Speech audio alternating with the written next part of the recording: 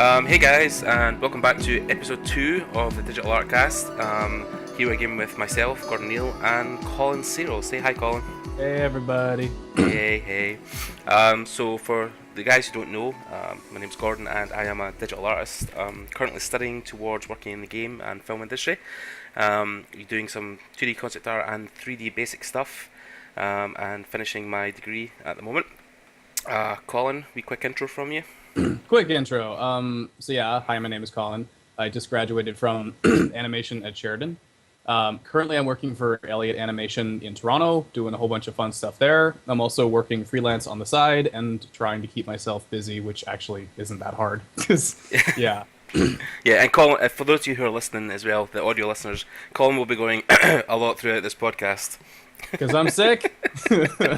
As probably everybody is at this time, so yeah. Yeah, It's there's actually, something going around, especially here, which is weird because it's the middle of the summer. I know it's usually quite typical here because in Scotland, when the summer, it's like the climate's warm, but then it rains a lot. So because you're mixing cotton hold, Yeah. cold and hot so much, cold and hot so much time, your body just kind of shuts down into sick mode. But yeah, a lot of people And all just. the diseases floating around are just like, oh my god, Yeah. let's go feast. Oh God, no. So yeah, please excuse either myself or Colin if we throughout the podcast. So I yeah. might like cough on my microphone. My mic will just go like, "Oh shit, that's disgusting." So someone pair of earphones like, oh my God. Yeah. So we're going to break into a few topics this week. We're going to talk about different things. But first, as always, we're going to do a week in review. So I'll kind of start us off. Basics. Yeah, that was going to anyway. So yeah, I've just been doing some basic tutorials. I've been trying to get more into the environment stuff that I was studying with Miche Kutiara. The guy's based. Well, he was working for Naughty Dog. I think he primarily does a lot of freelance stuff for himself and Learn Squared at the moment. So I've been doing his environment stuff, but finding something out that I didn't really know much about environment painting, especially, was that the history side you have to go into to really understand architecture. Oh yeah, yeah. You're doing the exact same stuff that I'm doing right now. Like you really have to do a lot of research. Yeah, I mean he breaks it down into like your kind of your megalithic structures and stuff like that. It's like 300 BC, and then breaking up towards your Sumerian, ancient Egypt, and then Greek, Roman.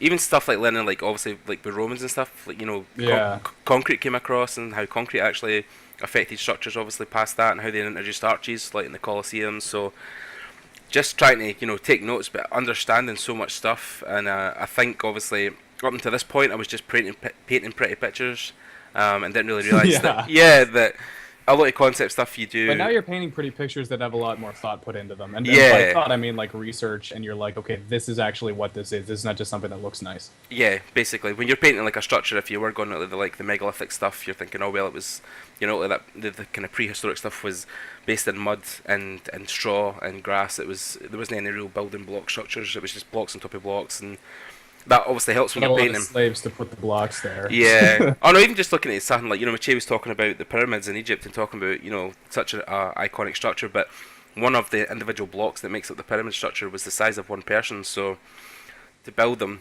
took It probably cost one person too. yeah. For every guy who put a brick up, he died.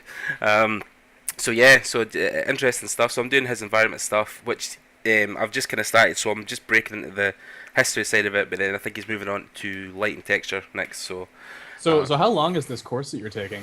the Learn Square course is, I think, roughly. Oh God, no! I'm going to try and say this. It's about 60 hours. Oh my god, that is like almost a college level course. Yeah. Jesus. Yeah. So Or college length, I should say. very involved. A lot of stuff different with obviously. He breaks it down into kind of like basic, intermediate, and advanced, and he talks about your basic research, building stuff in light and shapes and like kind of black and white, and then adding color. How to change the light so structures look 3-dimensional, add texture for materials.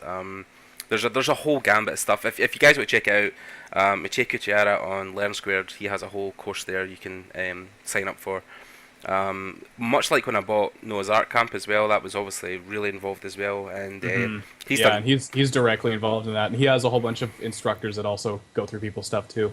Yeah. Oh well, Titus was the other guy who obviously has done a course now there as well. So, but Noah's done two other art camps since he's just launched Art Camp 3, which is a whole focus on environment painting for games and movies. So Hmm. yeah, definitely off the. It's the money though, because obviously we know his stuff. It's priced obviously well, but it's no money I've got lying about. So Yeah. I'm just doing what I can when I can. So yeah, definitely. So you've been doing my chase stuff, playing a little bit of games. Actually, on the side of that, because I was getting quite a fan of the Witcher games, which are Hmm. actually a book series in Poland. So they're based off a whole book series, which I never knew. Yeah. They one of the Interesting. Just like the Metro series, a lot of games from over in Europe and stuff, they all seem to be, or not all, but a lot of them seem to be based on existing literature, which is pretty cool. Oh yeah, I mean I didn't even knew. I mean I was speaking to one of my Polish friends and I was talking to him about Witcher and he was saying, "Oh yeah, Witcher, it's been in our country for years." And I was like, "What?" I knew it was made in Poland, and then he was like, "No, it's based on an old book series." And I was like, "Oh, I never knew." But one of my friends also who's into stuff like Witcher and Dark Souls and is a really good artist, the guy Felix, I let you see a couple of weeks back. Remember Yeah. yeah, with ink stuff. He recommended a book series by a guy called Joe Abercrombie. I don't know if you've ever heard of him. No, maybe. Yeah, What? he does a book called Half a King, and then there's like Half a War, and but Interesting. yeah, it's very Game of Thronesy, head on pikes, slaughtered kind of stuff. Yeah. But I've been starting one of his books called Half a King, and it's very very good. So You yeah, definitely have to do a shite ton of research for something like that. Like you can't not. yeah. Oh no, definitely. I mean, like the Witcher stuff. I mean, I think even before they released the first game, they spent nearly 2 years or a year and a half, like just pure concepting and researching constantly. So Yeah. yeah, because I mean, even The Witcher 3, like the first Witcher was released. God, I'm trying to even think. Maybe even like 7 years ago or something like Six, that. 7 years ago? Yeah, that Yeah. sounds about right. So they've obviously perfected their craft all the way up to the third one, which was the Hmm. most critically acclaimed and won the most awards. But yeah, there was a huge thought process went into. One thing Yeah, I don't get is how can such a small team put out a game that's like so huge and like pretty much universally well-rounded? Like it's so good. And the expansion pack, you see some games coming out with like like 2 3 hours of content. It's multiplayer. It's not that big, and then they release like another whole game yeah. in Oh, an expansion. Like how the hell do they do that? I know because there was Witcher 3, and then there was I'm trying to mind the one that just Blood came and out. Wine, I Blood think. and Wine, Yeah, yeah. So, but no, Wine and Blood. it's a huge thing. There was actually a guy from I'm trying to mind where he works. I can't mind specifically, but I know he is a famous artist. It's Derek something. I can never remember Derek's Uh, surname, but he is a very renowned artist. But he done the cover art for the Blood and Wine expansion. Where Geralt's sitting on like a chair, like a throne, with a monster hanging over him. oh yeah, Yeah, yeah. that was Derek. So, clear throat number one. So yeah, so for a small team, yeah, it's crazy. But I mean, define small team. I mean, I'm not too sure how big. Um, Well, small team would be like 10 to 12, 15 people ish. yeah, I'm trying to make. Oh, God. Hold on. Can I remember the name of the studio? I really should. Oh my god, this is CD terrible. Project Red. That's the one. Oh, I knew Red was in the name. That's terrible. Oh my god. But anyway, so yeah, CD Project with a K, just because they're European. yeah. But yeah, because I mean, even a small team. I know the guys who done God of War 3. There was only 80 people on that team, and I think they consider that a Wow. small team. So, but then it could obviously be 80 people. There's maybe like 20 of them clerical staff. So yeah, like the rest are obviously their artists, engineers, programmers. So Hmm. um, but I mean, I think even with guys like Rockstar in Edinburgh, who do GTA obviously, Yeah. I think they're 360 at the moment, team wise. And that's just that one studio. They have a lot of other subsidiaries around the world. One in Oakville, actually, which is like right by where I live. Oh, cool. Yeah. And well, of course, in the UK, we've got Rockstar North, which are also based in Edinburgh, and then Leeds, which is down south. So, um, Actually, one of my friends who I graduated with, the one who did her film entirely in VR, she is working for Rockstar just purely by chance, which is crazy because she also lives in Oakville or used to. So, oh, you cool. know, like holy shit.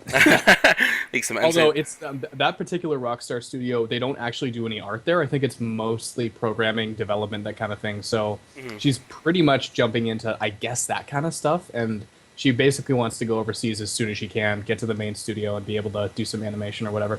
Oh, cool. Yeah, Edinburgh's renowned for the art team. Although they have, speaking of my source there, they have like maybe 16, 17 2D artists, and like I'm sure it's nearly like 100 3D artists. I'm not surprised. Yeah, so it's a huge thing across And it makes the art sense side. because like 3D takes that much longer to do, so you need more people. Whereas Yeah, 2D art, like not that it's easy, but it doesn't yeah, take nearly as long. yeah. If you want to build an environment in a painting, it's a couple of brush strokes. If you want to do it in 3D, you've got to physically build the walls. So it's Exactly, and then yeah, texture the walls and light the whole thing. It's yeah. hard. So yeah, so anyway, yeah. Completely off topic now, forgetting what we were doing, but that was my week anyway. So yeah. Whoops. So basically, doing tutorials, playing a bit of Witcher, and reading some Joe Abercrombie. That was my week in review. So, Nice. I say week in review. You'll probably notice, guys, that it's been a couple of weeks since we've done it, but it's just been conflicting schedules between myself and Colin, and obviously I had Comic Con last week. So, Oh um, yeah, how'd that go? Again, we go off topic. I know. Comic Con was great. You know, the guys who run it are fantastic. The event itself was great. I had loads of good guests. I mean, they had Dave Gibbons across. I don't know if you Dave Gibbons. He is a British comic book artist who drew the Watchmen comics. And he done like Ooh, the Kingsman series as well that Mark Miller just releases a film. yeah. So he done all that, and That we was had. so good. I still can't get over how good Oh Kingsman was. yeah, oh it was brilliant. And then we were at a kind of small award ceremony after, and we gave a lifetime achievement award to Frank Quietly.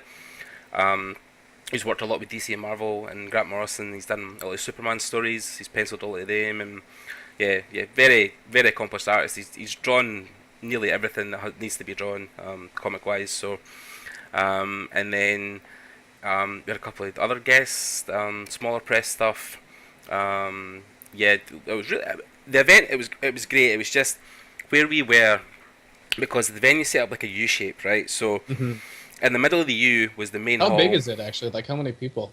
There was like over the weekend. I think it was maybe 3,000 ish over the weekend. Maybe a bit Oh, more. cool. It's a smaller event. It's no like we had MCM stuff, which is like the San Diego Comic Con version of the other one. You know, you get maybe like 40,000 attendance over the weekend. Maybe more. 40,000. Try like 150,000 now. Oh yeah, yeah. I mean the stuff in the States is ridiculous. But obviously we were set up in a small kind of alley. Yeah. Um, kind of both artists either side, but then the main hall was in the middle. So because the sides were kind of like dead ends, people were kind of like walking up them and walking back down. But no, many people were. It was kind of like unless you knew it was there, Hmm. you weren't going to really walk up it. And then we also found that there was a couple of guys from the States, like they had big kind of Marvel names, and a girl who wrote for Adventure Time, and they were in like a small room that was off the side of the main hall, but nobody really knew it was there. So yeah, they were quite quiet as well, which wasn't great, obviously, because the guys had spent so much time and money coming across, or came as guests. But um, the event's usually great. Just for some reason this year, the kind of layout didn't help, and then obviously it didn't help as well at the weekend. The rail system was on strike, Oh wow. so that caused a lot of problems for inner city people. And then the subway within Glasgow was also under construction. So yeah, Shit. yeah, it caused it caused a lot of problems for people trying to get to the event. So yeah, Transit sucks. It's not. It's like it's all transit. yeah, I know. I'm like the guy who runs it, Shah Nazir. I mean, he just couldn't have picked a worse weekend. I mean, I think obviously when he picked it, he never had any visions of it happening, but it just all kind of culminated at one kind of point, and it was against him for the start, so it was a shame. But no, it was a great event. I really enjoyed it. It's just obviously it was just a bit more quieter than I would have liked. I would have liked a bit more footfall just to get some prints sold, and because you're paying money to be there for your table. Yeah, you Um, also need to pay money for prints, and you got like probably other upkeep too. Like I've done cons as well. There's all these hidden costs that you don't think of until you actually do it, and you're like, oh shit, I just spent like $300. yeah, I mean, and then obviously you're trying to recoup as much of that back as you can. So yeah, it wasn't a great weekend for me anyway. Hmm. Probably financially probably one of the worst I've done this year. So, but then again, it was my last one because I'm going to now try and obviously focus on building my skill set. So going in next year, I'm going to have a stronger presence there, hopefully. So Hmm. Yeah. yeah, that's the hope. So yeah, a mixed week. But anyway, so Colin, what have you been doing the last 2 weeks ish. Anyway. Yeah, week in review slash almost a month in review, half a month. I don't know. So yeah, I got a huge list here. I'm gonna try to go through it without completely Well, blasting everybody with I can information. I can tell you that now we're only 15 minutes in as far as I can tell. So Oh yeah, that's right. Yeah, yeah, maybe 15, 18, depending on when we yeah. started. Just Um, talk away. yeah. I can edit it. So I guess I'll start with the most important thing Yep. being my day job, which is going. It wasn't going badly before, but I'm sort of like I'm about 8, 9 weeks in, which is around the time when you're supposed to be kind of more or less comfortable, not integrated, but Yeah. you know how they say it takes about 6 to 8 weeks to get used to what you're doing, Yeah, just the and day-to-day stuff as well, just like learning how your computer works and where you have to sit and where to get coffee, all that kind of mundane stuff. yeah, exactly. And I'm also starting to meet a lot more people, trading portfolios, realizing that a lot of the people I'm working with are actually, I mean, not that I thought they weren't, but like now that I'm actually seeing all their art, I'm like, holy crap, I'm working with some really good people. And yeah, I'm making a lot of friends. I went out with a whole bunch of people from work yesterday, and I'm also working with two former former Sheridan grads who are in my year, so we're all sort of hanging out, talking to. I'm going to be apartment building neighbors with one of them, which is going to be kind of nice. Oh, cool.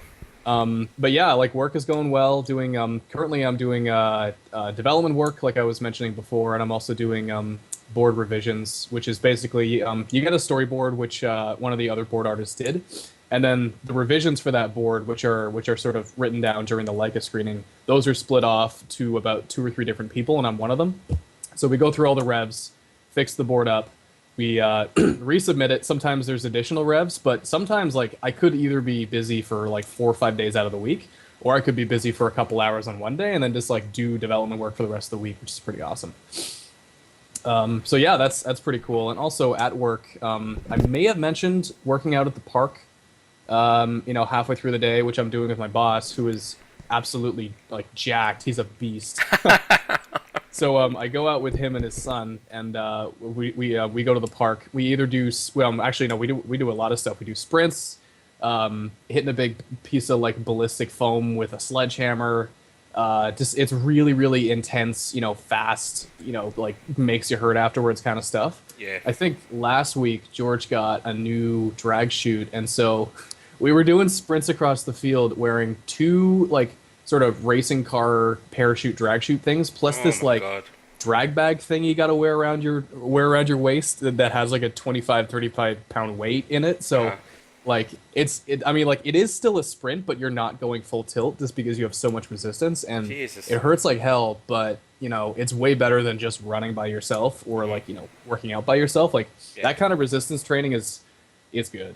Yeah. I mean, I forgot actually just what you mentioned. I forgot to say the last 2 weeks I've been really like intensely hitting the gym hard and swimming in between days I'm not doing weights, and I've managed to drop almost or even just a wee bit more than 50% body fat in like 4 weeks. 50%. No, no, no, oh no, no, no, 15. Oh my god. Okay, 1-5 is even more reasonable. Jesus. That would have been like half the person I was 4 weeks ago. Yeah, Yeah, 15 is pretty damn good though. Like, yeah, yeah. anything over 10% in a couple of weeks is pretty amazing. So yeah, nice. Yeah, because obviously exercise is, I've noticed with all the guys at the top of the industry, I think they obviously, it's the old kind of acronym where healthy body, healthy mind. So Oh yeah, definitely. yeah, and I think George is he's a pioneer of that kind of thinking. I think if he wanted to, he could do an Ironman, no problem. Like just looking at the guy and Nice. knowing what he does, like seriously, every day he's like, just like, come on, come to the park, and I'm just like, okay. Don't kill me. Yeah, he's also training his son, sort of in the ways of the arts. I think his son's either like end of high school or just out, and like he's basically just putting him through the ringer, like getting him to draw from all the classic, like Loomis and all those drawing books and stuff, which I Yeah. studied as well. So it's kind of cool to see someone going through the same thing that I did, except more intense because his dad's George Eliot. So yeah, and let me see, what else have I been doing? Oh shit, yeah. So last weekend I got a massive sunburn from this, which actually turned out pretty well because I just covered myself in aloe. But on last Sunday, what we did is I went out with two former profs and about, I think, 15 or so Sheridan students from like year 1 to 4 in animation.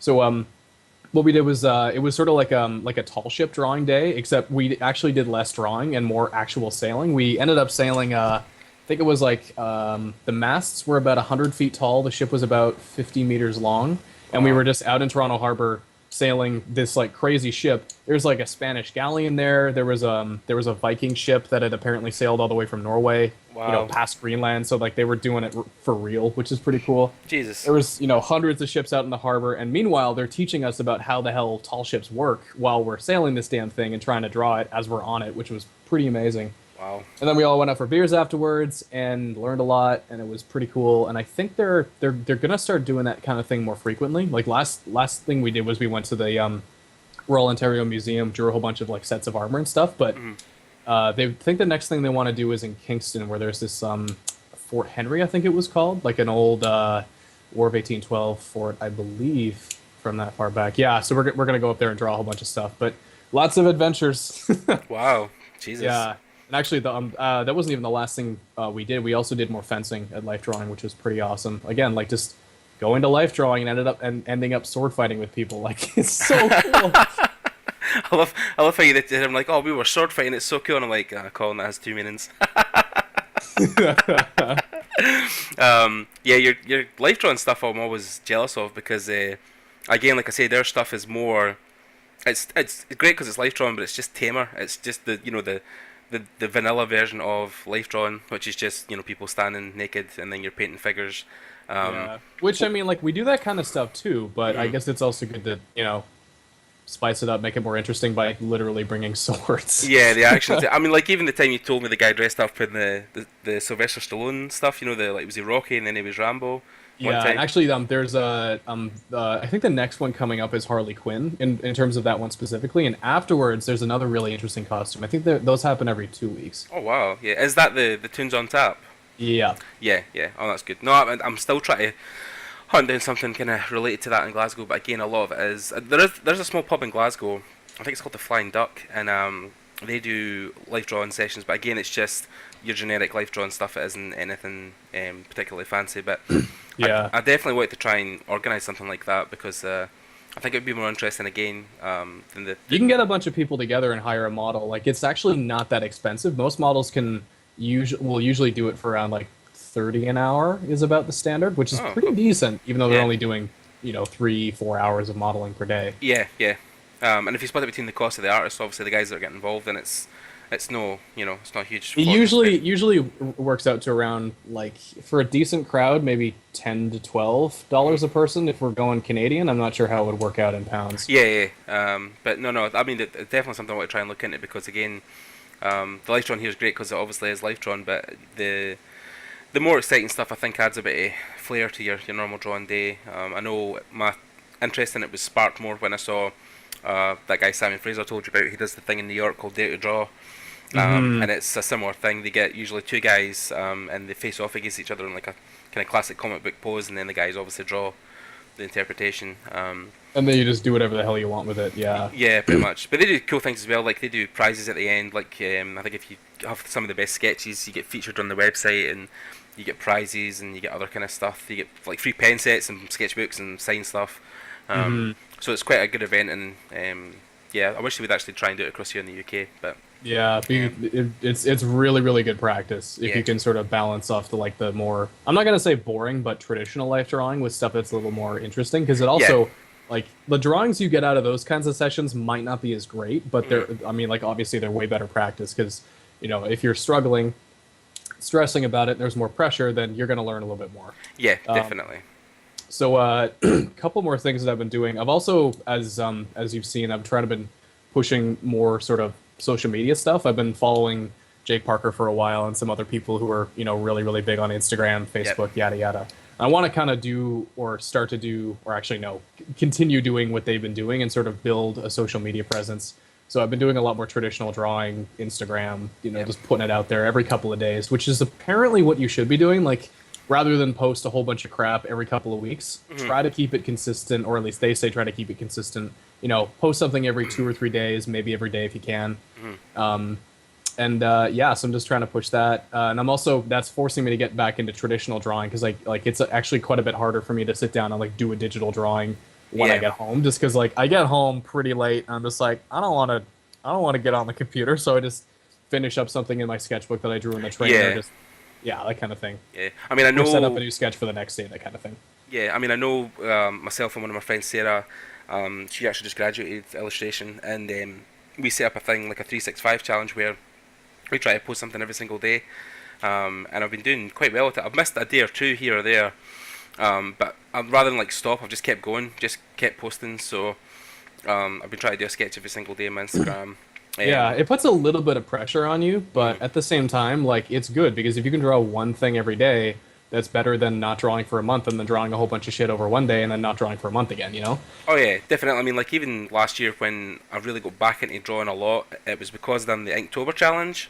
Hmm. So obviously it was a drawing every day, an ink drawing every day for 30 days on October, and that, That was something that Jay Parker came up with, which is pretty cool. yep, obviously, and that meant that I was pushing that again, drawing every day, and that got me back into trying to study more. So um, Jake, yeah, I know. I look at his Instagram feed sometimes, and I'm like, God damn it. One thing I actually want to do is like when Inktober rolls back around, I want to just be like, I've been doing Inktober for like 5 months, so this is nothing new, you know? Yep. And I'll also be in practice because one thing I'm still a little dissatisfied with is like digitally I'm sort of back into it, you know, like I'm not rusty anymore because I stopped for a little bit after school because I was just completely burned out. But Yeah. traditionally I'm still actually not quite as sort of prolific, and I guess I'll just say good as I was a couple of years ago when I used to draw a ton traditionally, and then I Yeah. started doing digital stuff. I was just like, I'm never going to draw on a sketchbook again. And Yeah. then I realized like this is sort of where I came from, you know, when I started 4 or 5 years ago. Like I got to keep doing this because, you know, drawing in different mediums is super important, and it'll keep your skills sharp, and it's just something really really good to do because a lot of people don't draw traditionally anymore. It's the numbers are dwindling, so it's almost becoming kind of like a novelty. Yeah. Oh no, definitely. I mean, there's guys who do some sketchbook stuff work, and I'm always blown away at the quality. And I really do think it's a balancing act. I really think you have to try and maintain both. I think you really have to have a good presence of being able to draw traditionally and digitally. You know, because obviously back in the day, before computers came about, you know, you only had to be able to draw on paper, and then as obviously Art Photoshop. was just that. Like Yeah. there was no other option. I mean, The, there were different mediums in that, but yeah. yeah, I mean, like well, you're painting acrylics, oils, pastels, but I think with the digital age, you know, people are always coming across and saying that it's coming. You need to try and integrate it in your work. And you know, I remember seeing an interview years ago with Jim Lee, one of the DC comic artists, and you know, one of Oh the yeah. guys said, "What's the scariest thing you can see coming into comics?" And he was like digital. You know, like it's something I've just never spent enough time on. You know, I've always drawn in pencil and ink, and I've just never given enough time yet. And you know, I'm trying to obviously make amends to do stuff now, but it's something I think more and more comic artists need to integrate into their daily life. Hmm. Is digital. So I mean, and even like a guy that I follow on Instagram and I've seen him on Facebook and a couple of cons in America is Carrie Randolph, and Oh yeah. yeah, Yeah. he has a super stylized look, and he traditionally blue pencils his art out on um, paper, I'm just and then looking them up. Gary yeah, Randolph, Instagram. yes, he pencils his stuff No, out. not a what yoga teacher? No, Gary Randolph art. God damn it. But yeah, he Oh, blue Kahari Randolph. There yeah you go. Khar, yeah. But he pencils this stuff and then scans it in, and all his stuff's done in Photoshop, like your colouring and your lettering and all that kind of Hmm. stuff. But I mean, he blends both. So he does his blue pencils and then his solid pencils on top of that, and then obviously he inks it in Photoshop and colours it. So, Yeah. but he has a Actually, super. one of the other reasons I wanted to sort of get my traditional skills up to snuff is I'm actually going to be doing a convention this year. After all, I didn't think I was, but Oh, cool. now my friend Julius, who I've done several conventions with before, I think two fan expos and one Toronto Comic Con, which is basically the same thing but smaller. But he's actually going at it alone this year, All right. just because he's not currently working full time, so he has time to do a whole bunch of fan art, make prints, buttons, whatever, sort of just do what we were doing before, but doing Yeah. it alone. Except he wasn't able to find a table buddy, so he really is going at it alone. Right.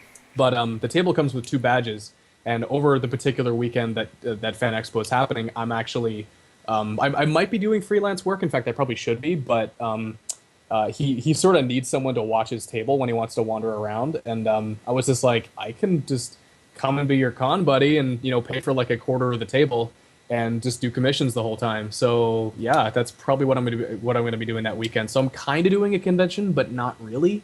Cool. I'll Wow. be making most of my money off of all of my money off of commissions, and I'll also obviously be helping him out, selling stuff and maybe wandering around, pushing people towards his table. I mean, we've both done pretty well in the past. He actually did quite a bit better at our last con than I did, just because he had actually pushed his painting skills way farther than I had at the time. Right. So it'll be interesting to see just how far he's come, because I haven't seen a heck of a lot of his most recent fan art stuff. He's mostly been pushing his sort of industry, like matte painting, digital painting kind of stuff. And I'm interested to see how those skills have translated back over to doing, more fan arty kind of stuff. So it'll be really, really cool. Yeah. I mean, Carrie's a big hero of mine because his story is very similar to mine's, and his art style is something that I've loved, and I think it's the kind of animation stylized stuff that I really dig. But he actually now has Same with me, yeah. yeah, he's moved over to animation full time because he's just had it's money as well. It's because he was earning pennies in comics, but now in animation he's earning 5 times as much money, and Yeah, 5 pennies as opposed to one. and yeah, that's it totally. He's a whole 5 pence richer. But no, he had a real struggle. His life was talking about how he left college thinking he was going to be the next Jim Lee, Todd McFarlane, and that didn't happen. And then he was working a design job in some random art studio, and then he got laid off, I think, when the internet kind of imploded after 9/11, and then he was just basically working at a candy factory, putting labels in jars. Shit. And then he got another kind of art related job not too long after that, and then I think while he was at that job, he got offered to do a book called Spider Clan for Marvel. Because one of the guys, Scott Young, that he knew at the time couldn't do it, and Oh, yeah, Scotty Young. yeah, Nice. he recommended Carrie, and he was like, I've got a full time gig now. I don't know when I could do it. But then like his friend sat him down and he was like, what the fuck are you doing? Like, you've wanted the shot for so long, just do it. And he was like, cool, I'll do it. And then I think he'd done the book. He was doing it in between his day job, so at night he would come home and pencil and do stuff, and then try and get like a couple hours sleep and go back to his job. And he was dying basically, and he said to his art director at the time, he's like, I just need a few solid days off, just maybe like a full week, just to get this book put to bed. And then he done it, and that was his first kind of book. But he struggled for a lot of years, but he does some amazing drawing stuff. His skills are incredible. In fact, I think Yeah. he done a lot of the art direction and a lot of the stuff for, it was a series, I'm trying to remember what it's called. Is it the Bondoc Saints? Oh, interesting. Okay, cool. Yeah, I think it's like an African American show. It was kind of kung fu mixed cartoon, and I'm pretty sure there's Was it the Boondocks or the Boondock Saints? Boondock Saints maybe. I think yeah, it was Okay, definitely yeah. a cartoon. But I think he also does some art direction for Afro Samurai as well. If you can remember that. Nice. Yes, Yeah, I do remember that. yeah. So obviously because he's dabbled in animation in the past between comics, I think that's when the transition came.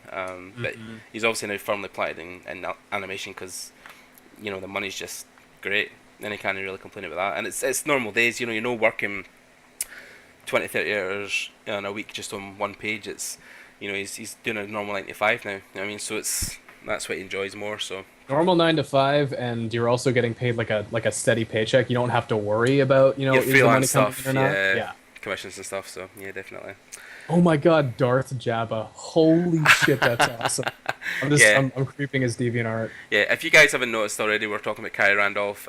So if you can check the guy out, it's Carrie. It's Khary, and Randolph, Rand. PH. Loph. Yeah, I think it's right. Yeah, Randolph. So, he's a DC comic artist.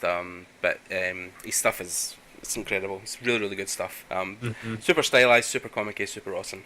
Yeah, and actually, we're off topic again, which is fine. That's the whole point. Yeah. But the last two things I wanted to mention was I've also been playing a bunch of games myself, and I was actually thinking like back and forth here when I was doing my thesis film, I actually uninstalled all of the games on my computer and just refused to play anything. A couple of times I broke down and I did it, but I was thinking like, do I want to do that again now? And I was like, wait a minute, I'm out of school. The pressure's the pressure's not gone, but the pressure's off. And Yeah. if I want to work in the games industry, I kind of still need to be playing games at least a little bit, and Yeah, just like finding a balance is good between freelance stuff and commissions, of which I'm getting quite a bit. I'll talk about that later. yeah, But yeah, like I think it's not actually a bad thing to play games. It's just no, finding that balance, which is hard. I actually know a lot of artists who have pretty much sworn off games, quite a few actually, which is interesting. yeah. Especially people who work in the games industry. But I think that might just because they're a little bit older. They Mm. played a lot of games, and they're just like, okay, enough, cool. Yeah, I know what I'm playing. No, I mean like it's different because obviously games is a stress relief tool, so Yeah. it's there to obviously release the endorphins, get you happy. I think you've got to try and balance, like you said, balance. It's all about balance. So you're no 15 anymore. You're not sitting in your room alone with a gamepad for hours at a time. You've got to try and play these things, but in moderation. And Hmm. but I think it's still good to obviously encompass those things into your daily routine because not maybe daily, but into your routine because they do also, like film and books, feed your imagination. So, I mean, I know definitely walking around Tamriel and places like Skyrim, places like Witcher, these big vast places with all these people, it does feed your brain with ideas.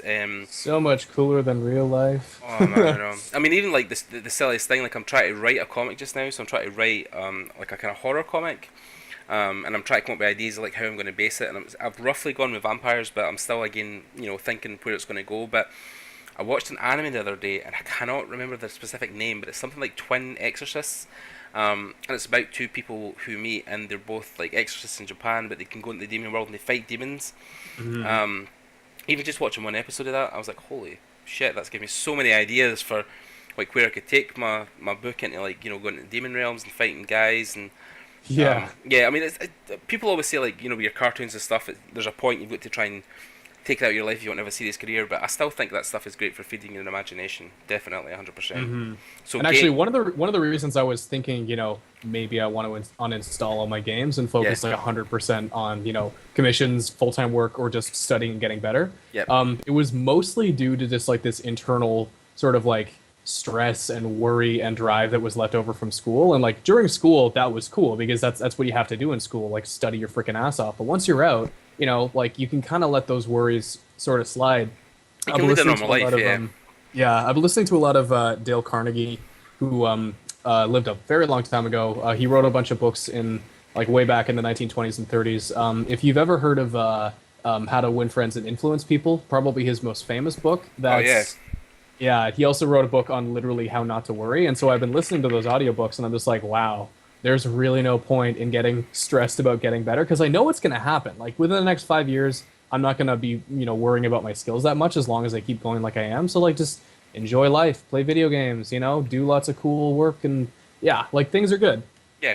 I mean, it's like even simple stuff like training when you're training in the gym and stuff like that. People always say the importance of having like not only your rest day but your cheat day because you can't just rob yourself at every basic human need. You have to eventually try and reward yourself at some point. So Yeah, going out for a few drinks, going out, in a club, in a bar, hanging we're with wired friends. to need things like that. Oh yeah, man. I mean, like even that, like studying. And this is a huge thing. I think it's a topic among itself, but um, the thing I've not really coped with well enough, which is due to a lot of my anxiety stuff that I deal with, is that you're inside so much of the time and you're not amongst a lot of people. You're sitting studying by yourself with books or computers, and you're not really surrounded by people. The idea is that a lot of people have kind of cinched that I haven't is that you need to, as much as you can, get out and interact with people because you kind of become a social hermit if all you do is sit in and study. Yeah. You know what I mean? Like, I mean, there's some guys obviously who spent most of their life just studying, but there's got to be a balance of still being a human being.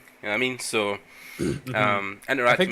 that's probably a good way to lead into what we were going to talk about next, which is networking, which is, Oh yeah, yeah, like definitely. you gotta be able to interact with people and not be a total dick, or at least not be Yeah, super awkward and turn people off. I love that Which segue. It was is brilliant. Yeah, yeah, I know, right? It was actually kind of awkward, but you know what? It works. Cool. Yeah. I know. I mean, definitely. So, if you guys don't know, our main topic of this week is social media presence and networking. Just Which, gonna skip over the E3 stuff. yeah, yeah. I mean, but look, I mean, there's probably plenty enough we could talk about this anyway. But yeah, we'll maybe pop into E3 next week. But networking stuff. networking's a huge part of being an artist. There's, if you look at guys like Noah Bradley, who are obviously the more recent successes, he had kind of two rules, which was make good shit and show it to people. Yeah. So, a lot of people do the first thing and not the second thing, and that's the key ingredient to becoming better. Not because you're just showing people work, but because then that invites people to have feedback in your work, which obviously helps you grow as a person and an artist. So when obviously, even like I'm going back 5 years now when I left my job, one of the first guys I emailed was a guy called Matt Gazer. If you haven't checked him out, check out mattgazer.com. Matt is a huge artist. He's worked in so many jobs. Fun fact, actually, his first job was doing backgrounds for Rugrats, the TV show. Ooh, nice. Way back in the day, for the Russian company that run It it. is way back in the day. But then he's worked with guys like Lucas. He's done Clone Wars. He's done DreamWorks, Universal, Sony Pictures. He's done a lot of stuff. So, I emailed him and I said, look, I'm a fan of your work. Your stuff's really inspired me. I'm looking to leave my job and go into work in concept art. Any advice? It was quite a big email. And this kind of is the thing as well about networking with people is basic human lessons is that don't be a dick. Be polite. Obviously, if you know their work, try and mention it because they'll probably get so many generic emails. If you say like, oh, like I was like, oh, I really loved your stuff in Clone Wars. It was really inspiring. Especially the painting you done in Yoda. It was great. And then it was only maybe 3 or 4 months later. But I was patient, and that's another thing with networking is patience. People don't get back to you right away. Don't send like 10 other emails being like, hey, sent you an email like 5 weeks ago. What the hell, man? Yeah. And eventually, because I just sent him the one, Matt just emailed me back, and it was just, hey Gordon, thanks for emailing me, and he sent me a whole A4 page, maybe two, of Holy just shit. just things to look out for when I leave my job, colleges that I should look at, artists I should look at, techniques to study. And I still speak to Matt to this day, and he was the guy that I was gonna show your Star Wars stuff to. Ooh. Oh, yeah, that's right. Yeah, you did show me his stuff. Yeah. Cool.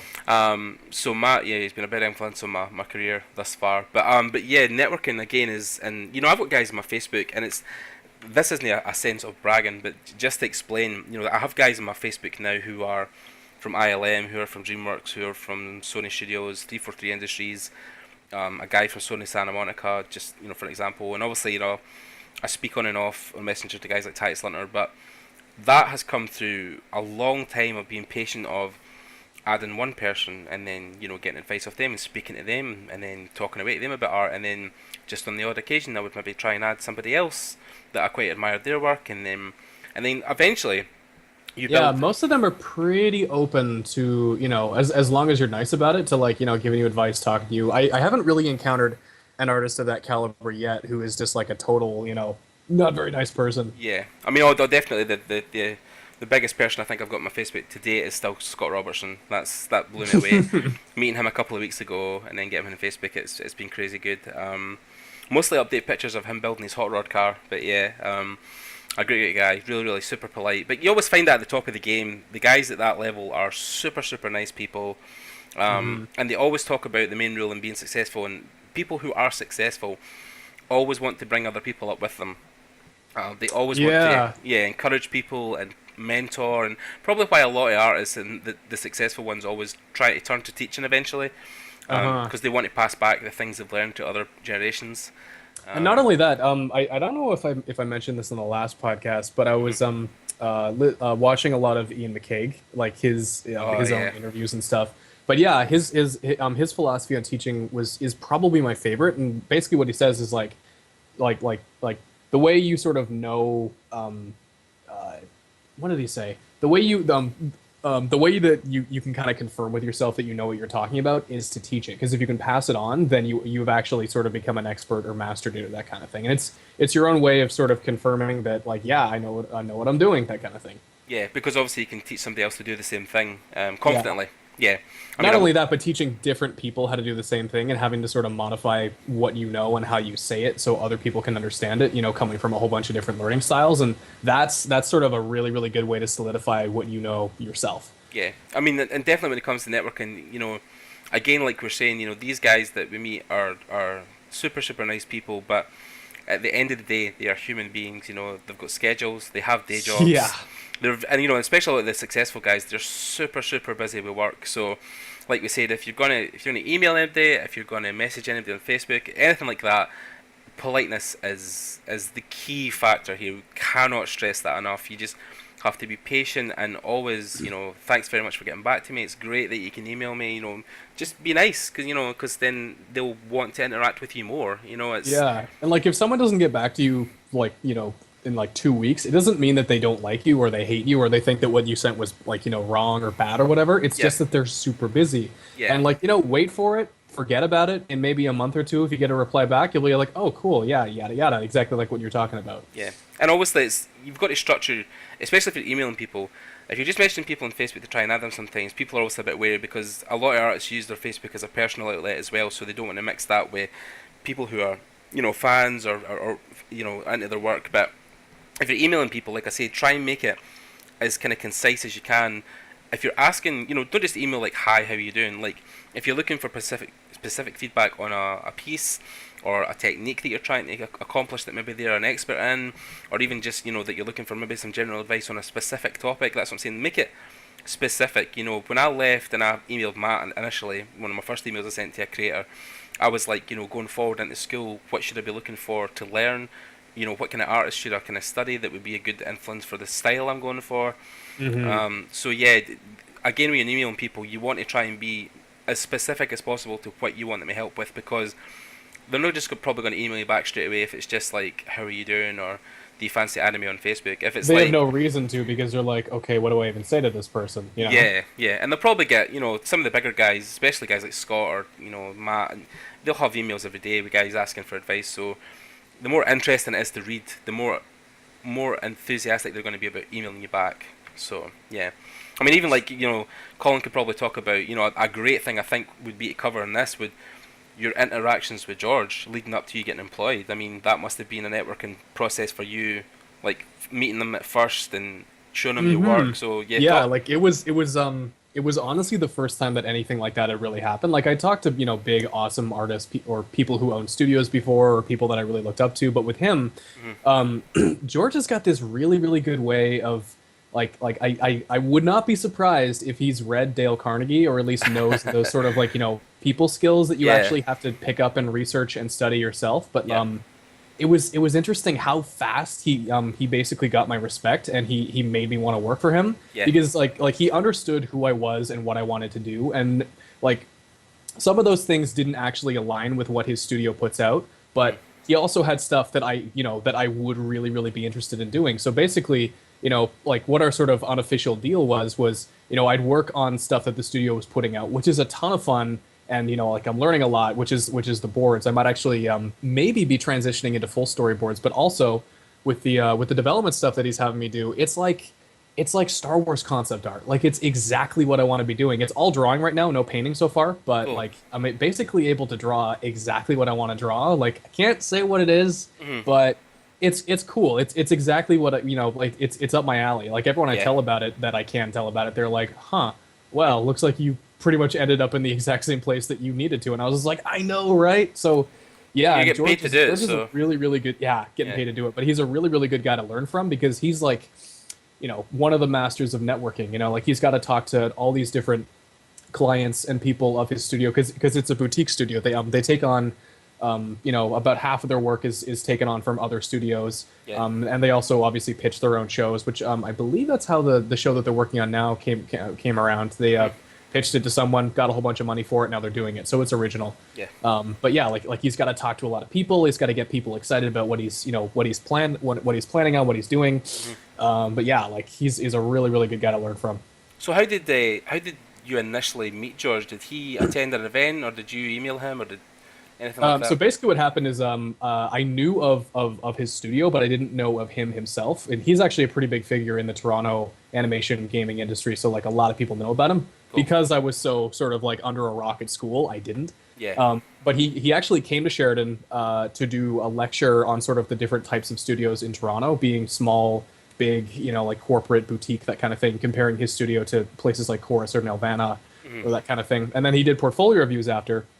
I can't remember if I mentioned this in the last podcast, but yeah, basically, afterwards he was doing portfolio reviews, and a couple of his former interns were in the room as well, Hmm. and they're all like, "Colin, show George your film," and I was just like, "All right, cool, whatever." So I showed George my film, which is about 95-ish% done, so pretty much there, Yeah. and he watched it, and he was just like, "Okay, how many people were working on this?" And I was just like, "Me." It was a solo film project, George. I'm in fourth year, and he was just like, "Oh, cool, all right, awesome." And he watched it again, made a couple of comments. I gave him a business card, and I was just like, "Okay, cool, like awesome guy. Learned a lot from him." Yeah. Next day, he gives me a phone call, and I was just like, "Oh shit, oh my god!" And he's just like, "Hey, you want a job?" And I was just like, Oh uh, shit. uh, yes, that's yeah. um. I will have. I did tell him that I was going to have to hold off for a little bit because industry day hadn't happened yet. I hadn't Right. sort of gotten all my offers in, and I did actually get quite a few really really awesome offers. Like one for Behavior Interactive in Montreal. Oh, cool. They've worked on like Halo 4, Far Cry 3, all that shit. Nice. I think they're working with Cloud Imperium on Star Citizen right now, and that's actually one of the things they wanted me to do because of all the sci-fi spaceship stuff in Right. my portfolio and in my film. Yep. But at the end of the day, George's offer was the best because I figured that, like, rather than going off to Montreal, I can stay in Toronto, can learn a hell of a lot more from him right off the bat, and obviously from everyone else at the studio. It was just like it was the perfect offer. Yeah. So yeah, for now, for the remainder of my contract there, and possibly for a second one if that happens, Yeah. like I'll be learning a shit ton, getting a lot better. Like I don't really have to worry right now. Yeah. It's a All good. because I ran into him and somehow navigated that networking field pretty well, I guess. Yeah, and I mean, again, that's a good thing for you as well because it's no as much pressure, like you said, moving so far away just after graduating, and you're still kind of fresh out the gate, and you want to try and still find your feet in the industry, and like you say, George is. Living in a city that I actually know pretty well. I was born there. Yeah, Yeah. like it's really not. I mean, obviously it's a little bit stressful, but it's not nearly as stressful as going to the States where Yeah. everything is on fire, or going across overseas where everything is soon to be on fire. Like stay at home. Where you're familiar, where Yeah. you've been before, where a lot of your friends are. It's all Yeah, good. yeah. Of course, they're still building that wall in Canada to separate Canada and America. So yeah, that's Yeah, yeah. yes, um, they are. Or at least they should. yeah. So I mean, like even with George, obviously, him phoning you straight away. I mean, with interactions you've had with other artists, even in the studio, have you found there's a mentality you've had to adapt to talk to people, or is it just like, are you just being yourself? Is that the kind of thing, or? Actually, in the studio it was interesting because I'm not working on any of the. Actually, for the first 6-7 weeks, I wasn't on any of the actual production teams. But now that I'm sort of in the storyboarding section, I guess, even though I'm not in the same building as them right now, because obviously the studio's spread out over 3 buildings. But Yeah. I'm sort of meeting a lot more people, and for the first month or few weeks, I was pretty much lone wolfing it. Just kind of getting a feel for what's going on, not really talking to a heck of a lot of people. Obviously, I'm being polite, nice, Yeah. saying hi to Yeah. everybody I see, striking up small conversations, but I didn't really know anybody well. But it was weird. About a week ago, all of a sudden, it's just like the dam burst, and I just met a bunch of people. Everyone's really nice. Great studio mentality that I hadn't really noticed before, but it was mostly just because I was integrating. Like I never worked at a big studio before, didn't really know what to expect. I was just like, okay, kind of weird, but all of a sudden things just sort of start to work, and you just and one of the things you got to really really watch is you can't shoot yourself in the foot while you're going through that stage of transition. So the best thing to do, honestly, is just keep your head down. Don't try to, don't be like a major negative, but also don't strive to be like a major positive, because chances are, if you try to go for that, this is going back to what Chris Hadfield was saying about being a +1 or a -1. It's better to shoot for 0, because then like you're not risking. How do I want to say this? I don't want to misquote the guy. You're basically not risking screwing up by trying to get ahead really really fast. Just like be there, be present, but don't try to stretch too far too fast. Things will eventually work out, and if you're good and you work hard, and people will start to notice, and people do, and you'll start to make friends. So that's a really really good way of going about it. And I mean, for the first couple of weeks, it's gonna be awkward. Like I integrated into 2 workplaces now, and my internship in this one, and it takes about a month, maybe 2, and then things will work out. Yeah, definitely. And I mean, I think the thing that has probably pushed me on, even though my art isn't great, well, not at the stage I'm obviously wanting it to be, but everybody I speak to who is an industry professional who has dealt with a lot of people like me always tell me one kind of universal thing, which is great, which is although I don't have the talent yet, I have the right attitude, which is a great thing for me because obviously. Remember what I said about talent? It's not talent. It's No, not that. that's it. Yeah. Well, this is how they phrase it, Colin. So, no, but I know what they mean. Yeah, obviously, your talent is your hard work. Yeah, it's the Exactly. time on task. Yeah, definitely. Um, but they were saying obviously, although my art isn't where I want it to be yet, I do have the mentality that is Absolutely. sought for this kind of industry, which is very polite, always keen to learn, listens to feedback, integrates what they say into your work. And it's So clear that you're working hard and you actually want to get somewhere. It's not like you're just, it's not like you don't, that kind of thing. yeah, I mean, like, well, this is kind of it's two kind of stroke for me. One is it's my dream. Two is, if I don't make it at this career, it's like 5 years wasted. I left a good paid job, a really good job, to go back and be an artist, which is at the Hmm. moment no a lot of money. So because also I'm at the stage where I'm still learning, so I don't have any kind of like full time gig yet with a lot of cash. Um, Yeah. so to give up all those things to go back, I mean, don't get me wrong. I think even if I'd done this in this career and failed, which I'm not gonna, but if it did happen, I would still have not only my diploma in graphic design, I'd have my honours degree in 3D animation. So I probably could find a decently well paid job with just my degree. Um, so yeah, I mean, but no, the goal is to definitely be. And I read an article by a guy called Titus Lunter of Magic fame and Ubisoft. He actually put a whole article, a whole blog actually, of how like you have to have the idea behind concept that. Well, this is specific to concept art, but I think it applies to a lot of things as well. Is that you have to be prepared to miss a lot of opportunities and events like birthdays and going out and stuff because concept especially is a job that involves you learning nearly every single day. You know, whether it be Hmm. a painting technique or even just history in general or how the world was formed. Research, reference, that kind of thing. Yeah. Yeah, loads of stuff. It's just such an involved job because you have to really adopt the right mindset. And people look at the concept art in games and books and think, I could do that. I could paint a fancy picture, but people didn't. I know people didn't It's so realize much more than that. so much stuff goes in behind. Like if you're painting even stuff like God of War, for instance, like not even thinking about the Nordic face it, but when they done the ancient Greek thing, I mean, obviously it was embellished a bit because gods didn't really come down from the heavens and spew lava, but the It's got stuff. to be grounded in some kind of reality, something that's come before, so people can buy into it. I mean, like the one example I would say, and it's a great example, is when I was doing my Chase environment study, was about um, the Corinthian style plateaus and columns that they made within the Greek structures, Hmm. and Yeah. how every column was individually different, and depending on how it was flourished or embellished or built, it meant a different type of like social standing. Like a lot of the richer people had the more embellished Corinthian style columns that were like, they had the leaves at the top and they had the turn twists at the top, and they had I'm trying to think, a base which was called as a cliff or something like that. Hmm. But yeah, but all this kind of stuff that would obviously when you paint it in, people just think, oh, that's a column. But when the guy would paint it, you know, he would say, oh well, it has to be this type of column because it's part of the Zeus temple, so it has to be the most elaborate and most embellished columns. I mean, even stuff like going way back watching. If you've never watched it on YouTube, go and watch it. It's the making of The Last of Us at Yeah. Naughty Dog. One of the painters was talking about he was painting a scene, right? Because he's read this book called The World Without Us, which is a great book, and he talks about how this and in the snow scene at the bottom of this tree, he's left a little space where there isn't any snow at the base of the tree, because if you read into like the kind of chemistry and biology of how a tree's made up, at the bottom of the tree where the roots are, it produces the most energy. So at the bottom of every tree, there would be a small gathering where there wouldn't be snow because the tree has melted it with its energy. So like that's the level of thinking going into a painting for a video game. You know what I mean? Yeah. That's what I'm saying. That's the level you need to get to when you're Hmm. painting that kind of stuff.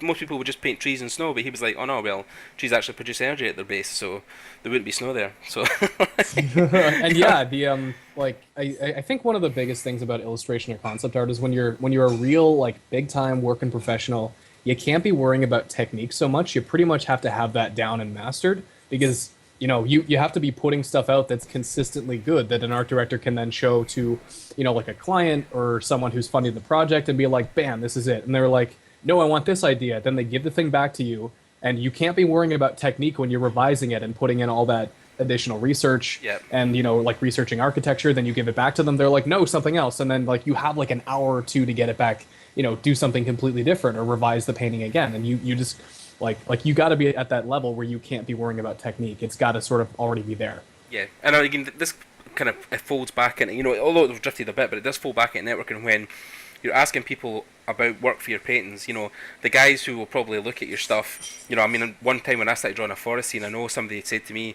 look at your trees. I would really encourage you, Gordon, to go out and like sit physically at a tree and draw it a million times till you know what trees look like. Your trees are cool just now, but basically they're just lines with lines coming out of them. There's nothing that tells me this root is connected to a tree and feeds into the bottom of the tree, which then forms other roots. There's so much you need to take in with how leaves are formed on branches and how the leaves interact with sun and how light actually passes through like the gaps in the leaves and Yeah. just the higher level. And that's what I'm saying, when people feed back to you, you're going to want to be addressing specific things that they'll probably say, I've noticed in a lot of your paintings, when you paint, you use this type of colour scheme or use a lot of warm colours, and do you find that your palettes, because of this stuff you pay attention in life, and they may be like, oh yeah, well actually, when I go out and take pictures, I usually paint more at sunset than sunrise, or there's more warmer than cooler colours. So again, that's the thing with networking is trying to encompass all your work and then feedback from people, and obviously integrate that feedback into your work, and then that's what helps you grow, makes you a better artist. So Yeah. and even social media is a huge thing now. I mean, there is there's so many outlets like The Grind, like Level Up, where you can just put one picture out and you can instantly get like maybe 20-30 artists immediately saying, well, composition wise you can move this here or you can move this there. I mean obviously me and Colin, we initially met or communicated through one of the websites, one of the Facebook groups, and this is obviously now this relationship we've built together as working professionals. Colin will help me with my work if I need it, or I can obviously help him with some things to meet people. But that's the thing with networking, and it's the unlikeliest of things. People always look at We're these. stronger together. Yeah, definitely. And people look at these groups thinking sometimes they're a waste of time. Look, these guys are rank amateurs. What do they know about art? But and I look at these groups, there is, the guy Derek I spoke to about earlier who done the Witcher painting. He was one of the co-founders of Level Up. Yeah. So I mean, and They've all kind of moved on, but for a while they were really, really going at it. They Oh, were yeah. making it a big thing. And I mean, that's what I'm saying. That kind of stuff, stuff like Level Up is huge, because not only do you get the opportunity to feed back to so many people so quickly, they also have huge interviews with big artists. They've interviewed Noah and they've interviewed Titus and a ton of other people. And it's great because for the first time in many, a millennia, people can sit and look at guys they individually inspired to be like, and listen to them talk about their career, their art techniques, what brushes they use, how they build a painting. I mean, I know Level Up used to do a thing where they would get the guy, is it Circa, one of the guys that came on, and he done a live painting, so you got to watch start to finish how he painted, all the way through. Which And is a lot of people take this stuff for granted now, but like you just gotta kind of sit there and consider, like, holy shit, Yeah. like this is like even 10 years ago, this wasn't a thing. Yeah. And like speed painting on YouTube is obviously like it's something that people really do take for granted, and Yep. like I don't know. I mean, I know how people did it 10 years ago. They just sat down and painted themselves, but it's Yeah. so much easier now, and there's so many resources out there. Like it's almost like, if you want to get good, the resources are there, and you pretty much just have to put the time in. Like there's no excuse now. You know, Yeah. like you can get good, and Yeah. as long as you put the time in, like it's gonna happen. Yeah. I mean, even, people used to be limited to just what their lecturers told them or what they would get from books. But now there is, you can YouTube Noah Bradley and you can sit and watch him talk about painting for hours. Like And the you guy, can you can pick and choose, what you want to listen to. Like if you don't like, if for example, if for some reason, some crazy insane reason you don't like Noah Bradley, Yeah. you could just switch over to someone else who you do like, or you do sort of, agree with the opinions of, that kind of thing. yeah, I mean, even guys like Noah and every other artist now has stuff like, some have a Tumblr, some have an Instagram, some have a personalised Facebook page just for their art. And you can go and you can grab one of their art pieces. You can sit and stare at it for 3 hours. You can actually pick it off the internet, put it in Photoshop, and try to copy it. You can do studies that way. I mean, there's so much stuff that is just sitting at literally at your fingertips, that will help you improve. And of course, when we talk about building a social media presence, it's the same thing. If you want some feedback on your work, make an Instagram. Take pictures. Yeah. Take pictures of your paintings, put them up, tag them, and then people will look at them and comment on them. The same with Facebook. Make a Facebook page for yourself, or if you're not confident enough to make your stuff solo, post your stuff on Facebook groups and get feedback.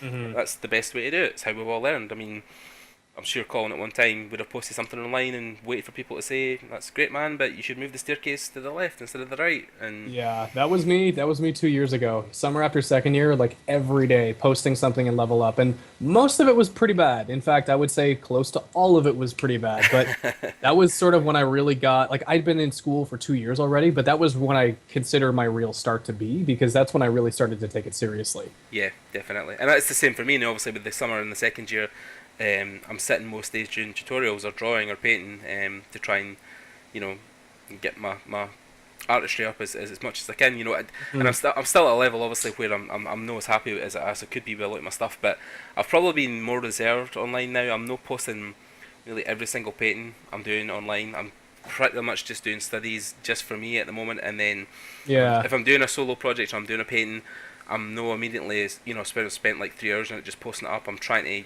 push it further, try and take it to that finished kind of standard, which I think that's a huge topic in itself, is finishing a painting. But yeah, I mean, because obviously, again, going back to Noah here, but he talks about how you should try and not get attached to every single piece you make. Do like Because there's 1,000 more that are coming afterwards, as long as you actually keep at it. do like 6 or 7 paintings at least, and then look amongst those 6 and 7 and go, right, okay, well that one has the most potential. I'll try and post that and see what that gets. Because obviously, once you do one painting and you do a second and a third, or by painting 7, you'll maybe want to post painting 7, because that's the one you've spent the most time, or the one you've used more techniques to make it more rounded and more finished. So yeah, definitely. Social media, guys, is a huge thing. It is changing. Like a lot of the different sites are, like they're putting in different algorithms, or like they're doing things differently than they did even 5 years ago, and that's another thing to keep in mind. But overall, it's still a really really good tool. And like sometimes I get frustrated with it, but it just takes time and it takes consistency. Like consistency is big. Yeah. Like even posting every week is kind of dangerous, because if your fans start to fall off, Yeah. then they're just not going to see your stuff when you start posting it again. So I think with the new algorithms that a lot of the sites are using, like Facebook, Instagram, whatever, consistency is big. Every 2 to 3 days, I think, should be mandatory. Yeah. I mean, like every day is ideal.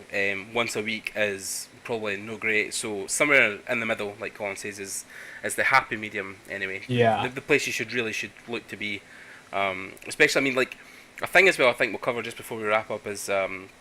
With social media, there's a thing, not only just in social media, but as just an artist in general, you really need to develop, because it has a huge mentality going into this industry, is developing a thick skin. Oh yeah, yes. Yeah, because as Colin will probably tell you, not every comment you get will be positive. Not even not positive. Sometimes even negative comments can help you, but a lot of the comments you get are just gonna be dumb. Yeah, I know. Not helpful. Like, cool painting, bro, needs more dragons and shit. You know what I mean? Like, Yeah. that's kind of, I mean, people, I mean, especially when you're crossing across, like, stuff like Instagram and Facebook, everybody has that. ArtStation upon itself, ArtStation, that's a whole topic for itself, but I think ArtStation's a bit more of like, it's definitely more of a professional battleground, but there's also things with it that I'm, like I like it a lot more than a lot of other mediums, but there's also things about it that I'm like, yeah. Yeah. Honestly, I can't hate on ArtStation too much, because I've gotten 3 freelance clients from there so far, just from having my stuff on there. Like, that's pretty awesome. Yeah. I mean, like, the thing with ArtStation now, even is, it's like DeviantArt was years ago and still is that anybody can have an account. So they don't vet you anymore. Actually, yeah, I think back when I got on ArtStation, I actually had to be.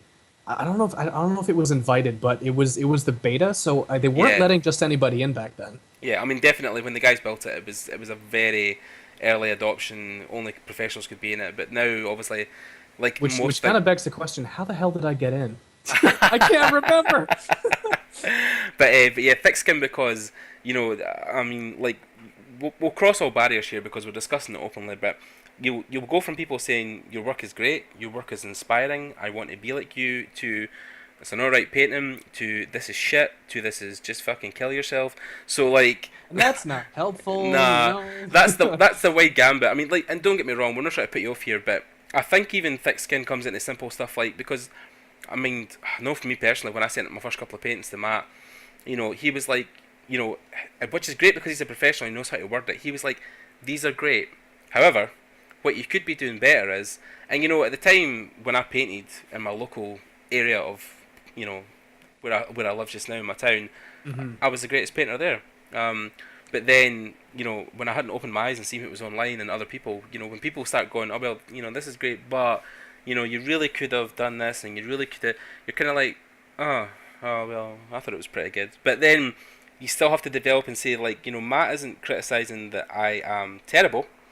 He's It's like, not personal. yeah, Yeah, and that's actually a really, really good way of sort of thinking about or giving feedback. Like, never make it personal about the person. Like, just Yeah. because they did something that might not be as good as everything else out there, it's not that they're a bad person or they're worthless or anything like that. It's Yeah. just that, you They're don't have the learning. time on task yet. Yeah. I mean, definitely. I mean, guys show me stuff at conventions, or people email me stuff that they've done, and I was in their shoes only a couple of years ago, and I'm always like, this is great, but on your next one, It's great because you're doing it. It's just like going out and working out. Like, even if you go out and work out for 20 minutes, it's better than not doing anything. oh shit, Same yeah, with drawing. yeah. I mean, definitely. I mean, example the other day, I was in the gym and I was struggling to do some particular weight set from a bench press, and the guy was like, "Do you want me to spot you?" I was kind of like, I'd never spoke to a guy at the gym. I was like, "Ah, cool, you can help me." And then he was like, "When you lift, you want to maybe try and turn your arm just a wee bit, or you want to cross your grip or make it a wee bit wider." And then at the time, most people would be like, "Get away from me! Don't talk to me." But at the same time, I was like, But if the guy is super jacked, he clearly knows what he's talking about. Yeah. So yeah, maybe his advice will be good. yeah. So the same with guys who are working for Sony, who are working for all these big studios. If they're saying your work is great, but do this or look at this or study the study your the things guys when I started were like study your foundations more, look at perspective, look at your lighting. It's like you don't have to go at them. Oh well, fuck you guys, you don't know anything. They do, and they're telling you stuff to make you. There's a better reason artist. that they're there. Yeah, definitely. I went through the exact same thing that you did, just potentially even a little while ago. There was a thing that Ian McCaig was saying. He was just like, yeah, there's people out there who are like 23, 24 to like 30 who are painting like they're 40 or 50. Like they have 10 more years of experience. And that goes Yeah. back to the whole digital art thing, digital age thing, where you can learn 20 Stuff years like- of experience in yeah. a couple of years, that kind of thing. Yeah. Maybe not a couple of years, but close. Yeah, and it also builds you a thing as well, which is good because if you're wanting to get into the industry, eventually, one day, you're going to meet somebody called an AD, or as we call them, art directors. And Yep. their whole job is to look at your paintings and decide if they're good enough or not. You know what I mean? So if they give you And if not, tell you exactly how you can get good enough so then they can hire you and actually get someone on their project, because that's their bottom line. yeah, and I mean, they haven't got time to waste on guys who can't listen to feedback or can't take advice on board because that's a huge thing. Even guys, Colin, to other people who aren't at your level, people will look at Colin and go, your stuff's incredible. But then Colin say, well, it is, but then I still want to do... And it's the same thing because now Colin's talking to George, who is, of course, George. He's giving Colin feedback, and Colin's not going, well, fuck you, my stuff's awesome, and other people think so. He's going, oh, that's great, George. Thanks for your feedback. I'll take Going that. downstairs, I'm doing it, and then I'm showing him like either like a couple hours to a day later. He's like, okay, you actually implemented my advice. Cool. Now do this thing. And I'm Yeah. like, okay, cool. And I go off and do that thing. Yeah, and it's basically like being a sponge. I mean, like, the thing is, going into this job, Colin will be taking every single drop of advice George is dishing out, Not just George, everybody around me. But Yeah, yeah. yeah, definitely. I mean, because obviously at this point in the studio, probably most people in the studio are a lot more experienced than Colin, so he will then feed off that like a sponge to try and encompass as much learning as he can, so he can then take that to his next career. Yeah, which is Or important. just like if I move up in the company itself, then I can move it to a slightly more senior position. Or again, if I don't stay beyond my first contract, then yeah, to another studio. You Yeah. know, like even if for example, I'm working in TV animation right now. even if I move to a game studio, all that studio experience still applies. And I can Oh yeah. the next studio that I integrate into, it might happen a little bit faster. I might know a little bit more about networking with people, which I'm pretty sure, Yeah. after all that I've learned so far, Yeah. I think it'll be a little bit easier at the least. Yeah, I mean, like even people, somebody was talking one time, but he wasn't working animation at the time because he was wanting to focus on games and he wasn't going to get stuck doing storyboards. And I was like, but dude, game studios still have storyboards. They still have a Have structure. you seen all those Blizzard cinematics? They had to board all those cinematics, and the boards, like, they're so good. And Yeah.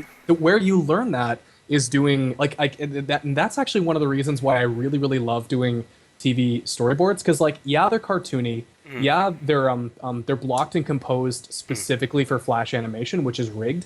So Yeah. like the staging is very very straight on, yada yada. But like learning how to do that, learning how to block and compose those kinds of shots, that's step one. You can't go, like you can't sprint before you run Yeah. or even walk.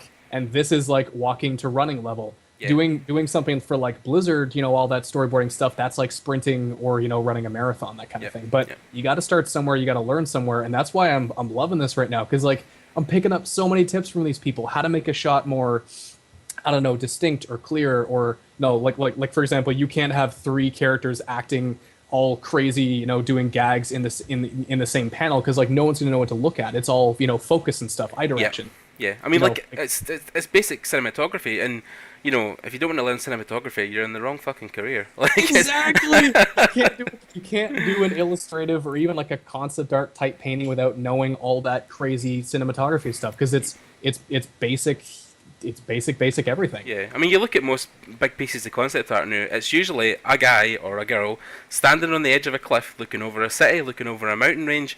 Those same shots. Usually have a red scarf and or a stick. Yeah, and like, you'll see those shots replicated in a movie every time because it's basic cinematography, it's an establishing shot. That's what people are painting. Background, you have Yeah. to establish your scene before you go into the building, because if you just start in the building, unless that was your intention in the beginning, the audience isn't going to know what the hell's going on. Yeah. You establish the scene first, and you learn that by going to, like if you want to start somewhere, start in a TV animation studio, because they're going to teach you all that stuff. And even if they're not teaching you it, you're just going to pick it up by osmosis when you're learning. Yeah, oh, That's definitely. the other thing I really like about George. He's like, okay, you know what?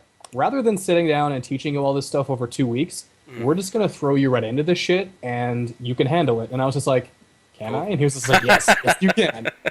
But that's the thing as well, is that even working in animation is it's a key component that works through every painting as well, and it's storytelling. Every single painting you will make will be Hell so yes. much more interesting if you're telling a story while you're doing it. You know what I mean? That's And, why you got to be thinking so much, because you got to be thinking like, what is the story of this scene? And not only what is it, but how do I get that across in the clearest way possible? Yeah. Unless your intention is to make it really, really jumbled and not so clear. Yeah, I mean, like a perfect example is the Star Wars piece you done for the ILM challenge. I mean, you didn't get to submit it obviously, but it was, I'm trying to think of the story, but yeah, it was the guys who were on break. The rebels were on break. They were sitting, and you had to convey in that painting. Yeah, they're on break. They're sitting. They're laughing. They're having a goof. There's two guys in the middle having a wee joke about an AT-AT that's just fell over. But there's a whole range across that entire painting. There's a drunk guy, like, climbing up one of the X-Wing engines. Yeah, I actually had a lot of fun with that. Yeah, but no, I mean that's storytelling. You could have just painted a scene with a couple of barrels and a hangar and a ship, but you were like, I want to fill this full of people, and not only just people laughing, people drunk, people falling over, and that's again. Stormtrooper and an Imperial officer captured by the rebels, but the rebels aren't treating them, like total not human, that kind of thing. Yeah, definitely. So, and this is the stuff you learn by just opening your mind and just listening and being patient and. Yeah, just again, basic life lessons. Don't be a dick. So, Don't be a dick. That's like that should be in them.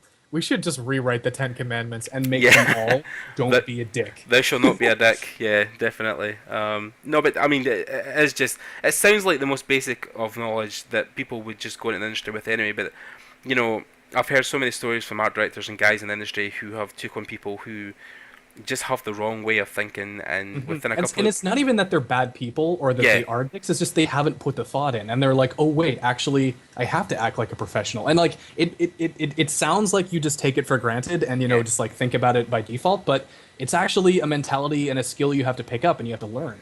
Yeah, I mean, one of the guys I know that works at an animation studio for EA, they got an intern guy in and they were doing a storyboarding session, and he was obviously just meant to be sitting there taking notes and learning, but Mhm. he had an idea for a scene composite of like how they would work the camera, and then one of the 3D guys immediately was like, well, you can't do that because the way we composite the camera, it'll move through something and it'll clip. And he was Mhm. like, and just by saying that simple thing where he thought he was helping with no a great amount of knowledge and no listening to everybody around him, he then to everybody seemed like an idiot. So, Mhm. you That's know, why, going back to what Chris Hadfield said in his book, aim to be a zero. When you're yeah, first integrating into a setting, into a studio, it's better to just sit back, observe, keep your head down. It's not actually a bad thing, because eventually people are just going to get interested in you. They're going to be like, "Who the hell is this guy over here doing this, cool looking stuff? I don't know him. I'm going to go talk to him." That yeah, kind of thing. Or her being all, yeah. yeah. Yeah, no, but definitely. I mean, like if people are seeing your work and you're there for long enough, eventually, if Colin's in a meeting, George will probably go, Colin, what do you think? And then that is then your cue to be like, apart from going, to go, well, actually, I think, and then yeah, I mean, it's the same thing. If somebody's wanting your opinion in that kind of setting, they'll definitely ask for it. Hmm. Yeah, and we're not saying don't be afraid to speak, obviously, but more forethought, I think, before you actually open your mouth Yeah. is ideal, because yeah, eventually, like Colin says, you'll get to a point where people will want your opinion, Yeah. so But initially, if you think that you don't really have a heck of a lot to add, or you might not have the experience to say like just say something that'll actually add to the situation, yeah, best thing to probably do is just to not say anything, and yeah, wait until you are more confident in your own skills. And you yeah, know what? Maybe you're undershooting yourself. Maybe you're underestimating what you actually know. But mhm, it's always better to do that than to try to be a plus one and yeah. end up just being a negative in the whole situation. Yeah, definitely. Just sit back, take in what people are saying, and of course, if you're at, myself or Colin's level or lower, and you've not been in the industry for 20, 30 years, there is going to be so many more people in that room that know more than you, and the idea is just to open your ears and soak in as much as you can of what they're saying, Hmm. because you'll learn so much about everything, and then, just take It's just notes. like a normal conversation. Like honestly, rather than talking about yourself, which of course we're doing on this podcast, but that's the whole Yeah, point. But yeah, yeah, when you're in a conversation with someone, like, people will like you better if you make the conversation more about them. And even if you don't say a heck of a lot and they're doing all the talking, afterwards they're going to be like, "Whoa, that was a really good conversation. I don't know why, but it was yeah, because you kept redirecting all of the whole direction of the conversation back at them." And they're gonna be like, "Yeah, that was pretty awesome. I like this person." Not yeah, because you were even being that nice. You were just making them talk about themselves. People yeah. love talking about themselves. Yeah, and that's a whole deeper subject of NLP and neurological linguistic programming and stuff like that, and making people feel happier about themselves, like Colin saying, because you're making the conversation about them. But yeah, it's just a life lesson. I think Just peop from a practical perspective, like you have you're not going to learn anything new by talking about yourself, unless of yeah, course you're just trying to work something out. You need to get it out there. But you just have so much more to learn from other people than yourself, so you yeah, might as well do more listening. yeah. The biggest melting pot in the world. We should all be more like those people. So yeah, I think that should be roughly us for this week, Yeah, guys. yeah, Um, definitely. Thank you so much for listening. Thank you again for Colin for joining me and giving up his time and his precious time for sitting at the No computer. problemo. Thank you, sir. Yes, indeed. We will try and make this a little bit more regular. Again, with us both being busy people, Colin obviously more than me, but yeah, trying to get time is a luxury at the moment. I think it'll get easier as we go. Yeah, definitely. Once we get in the rhythm of making these, it'll come fast and furious. Hmm. So again, for myself, if you want to check out any of my stuff, I am at gordonneill.com. I will be posting all the show links below in the show notes as well if you want to find any of our stuff. But yeah, gordonneill.com. I'm actually going to be redesigning my website in a couple of weeks, so that'll be all kind of up in the air. But I'm on Facebook as well at Gordon Neill Art, Instagram, Twitter, Patreon, a lot of other stuff. You will find me in lots of places. Just Google my name. And Colin, of course. I'm on ArtStation. I'm on Facebook. I'm on Instagram, and that'll all be posted too. Yes, definitely. And again, for anybody who is listening who wants to email us, I'll leave an email below. But again, if you find Colin's stuff on ArtStation or myself, and you want to ask us any questions about techniques, We are um, both more than happy to talk to you guys for as long as you need. yeah, we're not going to talk about networking for the best part of an hour and then not respond to anybody who emails us. Exactly. So That would be the like the definition of hypocritical. hypocritical, Oh, yeah. we're so busy, we can't talk to you. No, we're always looking to talk to more people and pass on what we've learned. And of course, Colin has a few things he'll probably talk about in the future about learning and tutorials and stuff as well. But yeah, Colin's always there to give feedback and to help you guys grow. That's the whole way. And that's a life lesson as well. Just to end on the podcast is that we talked about how the most successful people always want to bring people up with them, and it's definitely something you should encourage. Everybody is a student, and Yeah. we're all bringing each other up to the next level of being a student. Yes, definitely. Forever a student. Okay, guys, so thanks very much for tuning in. Again, this will be on YouTube, and we're going to, hopefully this week or the week after, I'm going to finally go through all the red tape to get this on iTunes as a podcast, and then that will be a bit more official. But you'll find us on YouTube just now. Like and comment if you can, guys. Give us some feedback about what you think about subject-wise and what you want to talk about. We've also got some guests that we're talking about getting on as well from Colin's side and myself. And yeah, just stay tuned and keep listening, guys. Thanks very much for listening.